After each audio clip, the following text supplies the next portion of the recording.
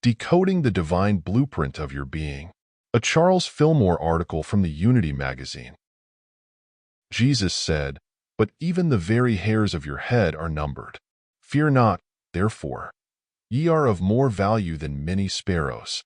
If the Father is so minute in his watchful care of his children as to be familiar with even the number of hairs on every head, how can we for an instant imagine that we have been lost sight of in the bustle and whirl of the millions of Earth's population? Do not deceive yourself into believing that because you are not conscious of the Father's presence, you are therefore out of his sight. What is it that gives you life? What heals your cuts, burns, and bruises so quickly? The intellect has taught you to say nature. But what is nature? Is it not that same intellect's name for God? If nature exhibits extraordinary ability in gathering healthy particles of flesh to the burned finger, why not recognize the real source thereof and name it as it rightfully is, the omnipresent Spirit, God? As Jesus said, it is so omnipresent that it has numbered the very hairs of your head. It lives in you. In fact, it literally lives you, and you are as a puff of wind without the omnipotent God. You are therefore numbered. To be numbered is to be especially designated as having place, relation, importance, and necessity. If you are numbered, you are one of the factors that enter into the great problem of life. To number and to name mean one and the same thing. If you are numbered, you are therefore recorded in the annals of heaven, and the omnipresent Father knows you by a name peculiar to Spirit. Jesus said, "Rejoice because your names are written in heaven." All of which means that the Father knows us by name and has an intimacy and acquaintance with our lives, characteristics, and experiences far exceeding that of any earthly parent. Those who have returned to the Father's house, and thereby come into conscious acquaintance with him, know by experience that he is aware of every thought that flits through our minds. The most trivial circumstances of an uneventful life are watched with the same careful solicitude as one upon whose acts the destinies of nations hang. The Scriptures give much importance to the naming and numbering of the prophets and peoples. The Lord always gave the wise men and leaders new names when they achieved some signal victory. The record abounds with such examples.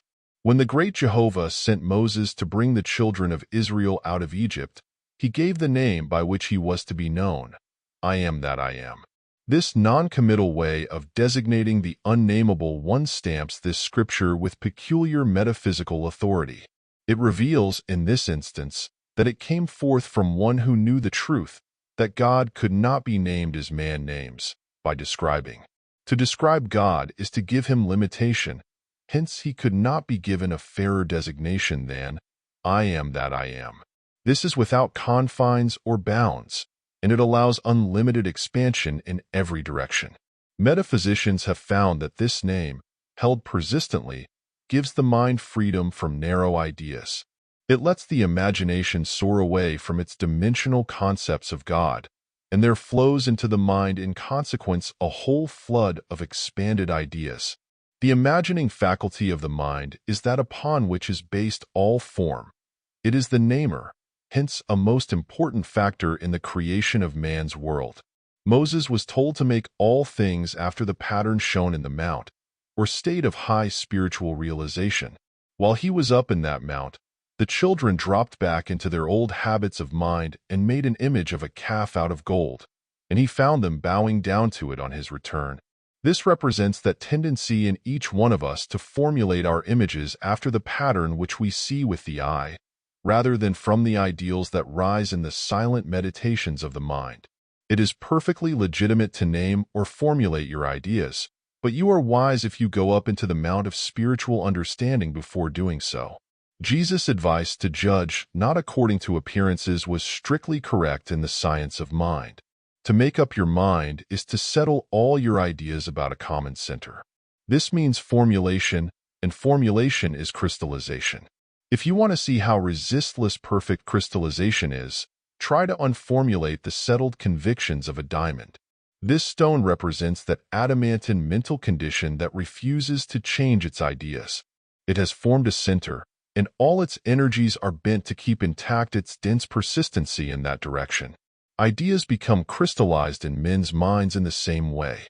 A settled conviction upon any point, whether right or wrong, forms a mental center that draws to it all ideas of like nature, and this continuous accumulation from the outside presses upon the center until it has literally lost its power to expand into newer and higher forms.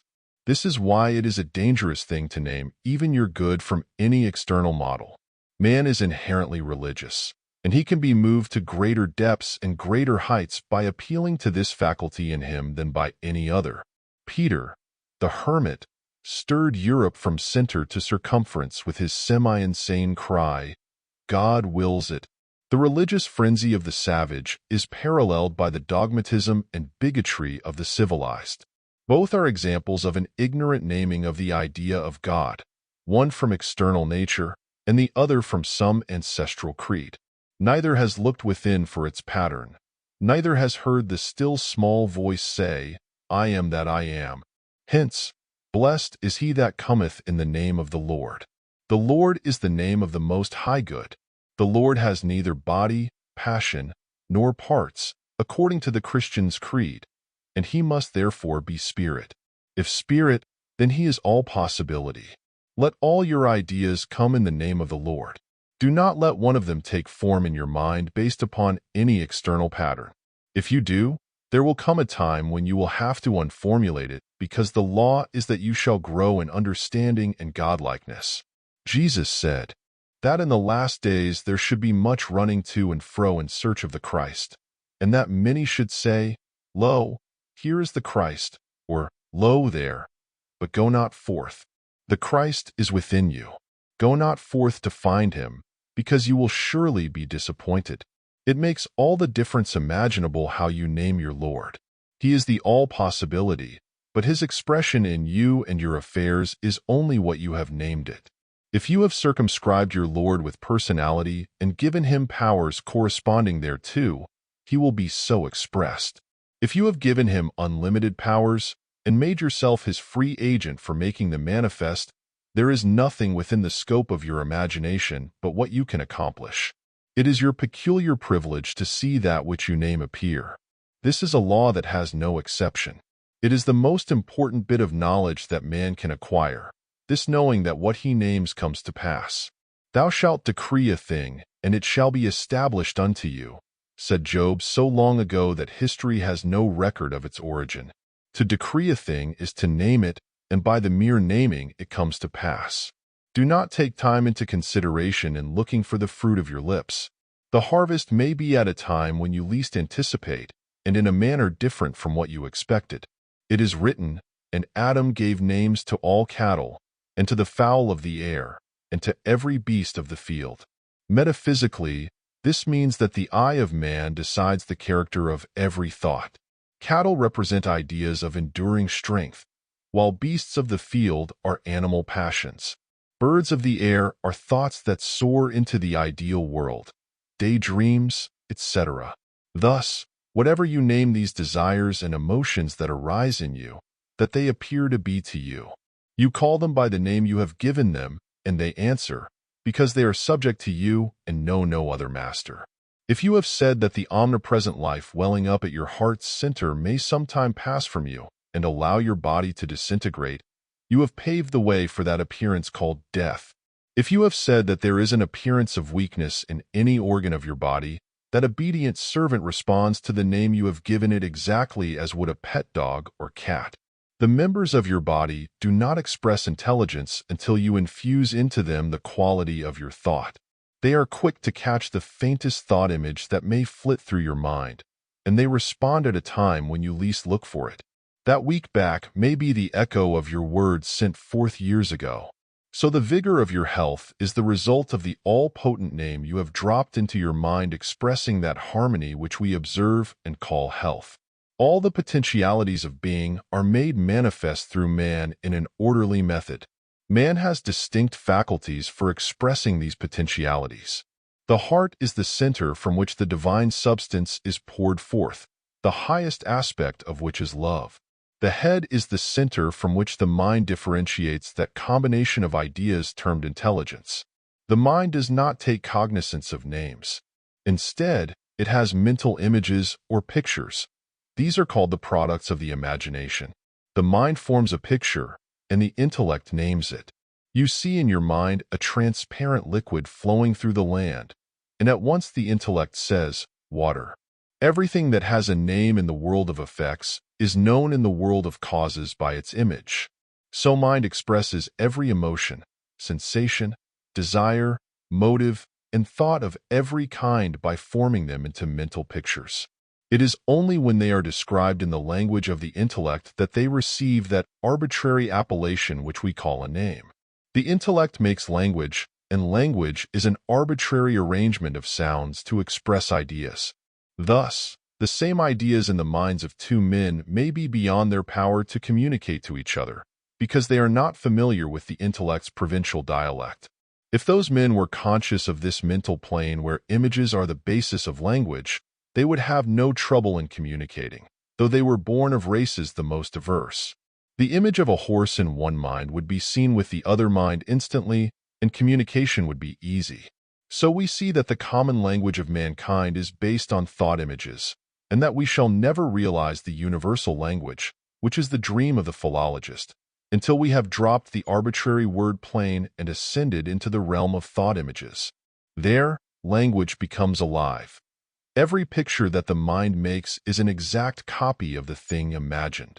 If you think of a horse, you have formed in mind a living animal having all the characteristics of that quadruped. If you are familiar with driving your mental images, you can put a bit into the mouth of your mental horse and bid him carry your desire where you wish. Do not presume that this is a mere play upon words. It is a description of reality, the only reality and truth. These mental images are the vital substance of which the spoken word is a very faint echo. When one who lives on the froth and foam of life says, "Oh, that is the result of your imagination," there is no power in that. He is a fool, drunken with his folly. Just recently, the press chronicled the remarkable recovery of sight in a Methodist revival meeting of a blind woman. The church people looked upon it as the work of God, but the worldly wise physician said it was nothing of the kind. He said the woman had become excited, and through her imagination, the optic nerves, which had been paralyzed, were revived. This case is rich with suggestions for the trained metaphysician. The doctor explains how the cure was effected yet denies God any part in it, and at the same time, by his flippancy, ridicules the process while admitting its efficacy. The church people look upon it as a miracle performed by the direct hand of the Almighty and scorn the theory of the doctor who explains just how God, in reality, wrought the so-called miracle. Thus, ignorance sits in darkness both in the house of those who seek God without understanding, and those who have built a curative system without this wisdom as a concomitant. He who claims miraculous operations at the hand of God, meaning by that results produced outside of exact and universal law, and he who claims that God is not immanent in every movement and manifestation, do err both. These are far from coming in the name of the Lord. He who comes in the name of the Lord knows the Lord. He does not stand outside of him and look at effects and judge according to appearances, but he stands at the center of his own being where the Lord is and is witness to the work that is perpetually carried on. Then he can say of himself, "Blessed is he that cometh in the name of the Lord." End of article. Subscribe for more content on spiritual power.